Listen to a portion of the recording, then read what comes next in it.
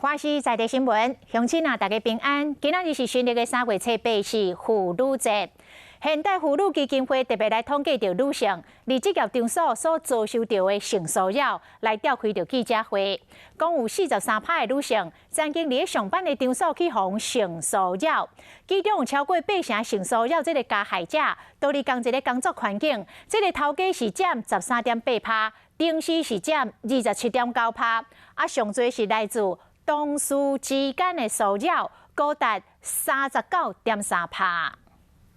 性别暴力要消弭，职场平权更积极。亚秋帮花口号300妇女节，现代妇女基金会将对女性伫工课环境当中受性骚扰的数据嘛对了出来。根据现代妇女基金会统计数据来看呢，有43%的女性曾经受到过职场性骚扰。不过呢，竟然有高达80%的公司，他们是不知情或者是没有立即采取措施。根据调查，性骚扰被害人和行为人的关系，头家占14%，主管占28%，同事占40%，超过8成拢一直到顶，对被害人造成真大心理压力。像公司提出申诉的比例基本上是非常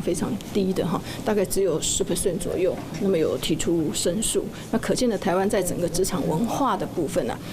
我们的劳工在职场里面相对是弱势的。根据人力银行的数据，女性伫工课环境当中的工课表现，受认同的程度嘛愈来愈悬。金融保险占41%，所来是团部、公馆、餐厅、饭店和民生服务业。调查超过70%的女性认为家己经济独立，平均薪水就超过36000块。我觉得应该大部分很多人还是因为婚育计划跟